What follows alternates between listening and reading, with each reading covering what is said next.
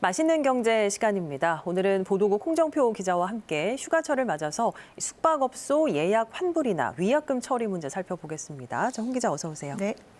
수도권은 거리두기 4단계가 시행 중이고 점차 전국적으로 확대되는 분위기죠. 문제는 이제 지금 휴가철이라는 겁니다. 이렇게 될 줄 모르고 미리 예약하고 준비했던 분들은 좀 당황스러울 수밖에 없겠어요. 네, 맞습니다. 아무래도 휴가 떠나실 때 가족들이나 친구들과 주로 여러분들이 많이들 가시잖아요. 그렇죠. 그런데 거리두기 단계에 따라서 인원 제약이 있다 보니까 반드시 사전 검토가 필요합니다.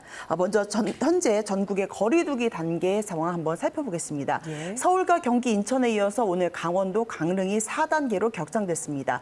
또 현재 제주와 경남의 김해, 거제, 함안이 3단계고요. 그 세종과 전북, 경북은 1단계, 나머지 지역은 2단계지만 대전처럼 3단계 격상이 예정된 곳도 많습니다. 이렇게 사회적 거리두기 조치가 강화되면서 숙박 예약과 관련된 분쟁도 늘고 있습니다. 예. 특히 사회적 거리두기 4단계가 시행 중인 수도권과 강릉에서는 가족 단위로 그 호텔 바캉스, 호캉스라고 불리는데요. 이런 호캉스나 펜션 여행을 즐기려던 소비자들이 3인 이상 집합 금지 등의 조치에 숙박시설 예약 취소를 고민하는 경우가 많아졌습니다.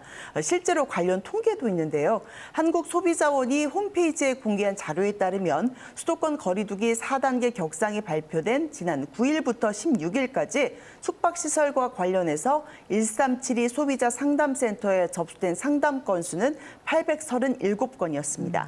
지난해 같은 기간에는 253건에 불과해서 무려 1년 만에 230%나 급증했습니다. 네. 지난해 이맘때는 그 광복절 이후 코로나19 2차 확산이 본격화하기 이전이어서 잠시 소강 상태를 보였던 시기이기도 합니다. 최근 일주일간 접수된 상담을 지역별로 보면요. 경기도가 285건, 서울 191건, 인천 61건 등이었습니다. 아직 다른 지역도 4단계는 아니지만 여름 관광지가 몰려있는 제주와 부산, 경남, 충남 지역과 관련된 상담 건수도 꽤 나오고 있는 상황입니다. 예, 아무래도 계약 해지와 관련된 문의가 많았겠죠. 네, 맞습니다. 그 상담 청구 사유로는 계약 해제나 해지, 또 위약금 관련이 544건으로 가장 많은 65%를 차지했습니다. 또 전자상거래니까요. 그 청약 철회가 108건으로 뒤를 이었습니다. 예, 거리두기 4단계에서는 3인 이상 집합 금지니까 넘는 인원이 같이 숙박할 수 없다는 거잖아요. 여기에 해당하는 경우는 위약금 없이 취소가 가능한 건가요? 네, 맞습니다. 이전에도 그 거리두기가 갑자기 격상되면서 혼란이 생긴 적이 있었습니다. 네. 지난 겨울만 해도 이런 환불 기준이 없어서 크게 좀 혼란스러웠었는데요. 그래서 공정거래위원회가 소비자 분쟁 해결 기준을 마련했습니다. 이 기준에 따르면 코로나19 거리두기 조치 때문에 사실상 이동이 제한되거나 모임이 불가능해서 계약을 이행할 수 없으면 위약금 없이 해제할 수 있습니다.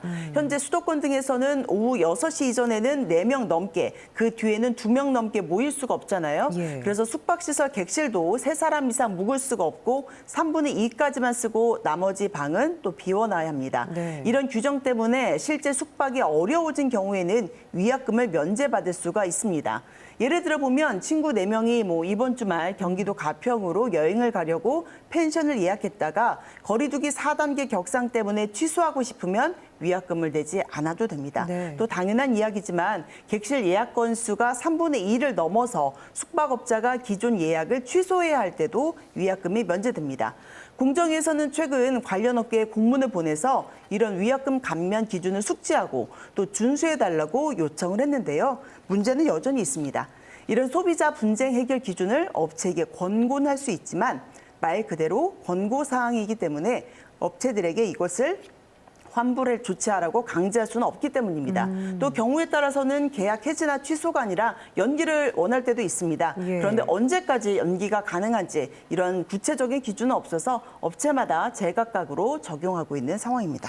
그렇군요. 강제가 아니라 단순히 권고만 하는 거라면 소비자 입장에서는 좀 신중해질 필요가 있겠는데요. 네, 맞습니다. 이미 계약을 했고 이 계약 때문에 분쟁이 생겼다면 어쩔 수 없이 한국소비자원 등을 통해서 해결을 해야겠지만 분쟁을 피해가고 싶은 분들은 스스로 조심하는 것이 최선입니다.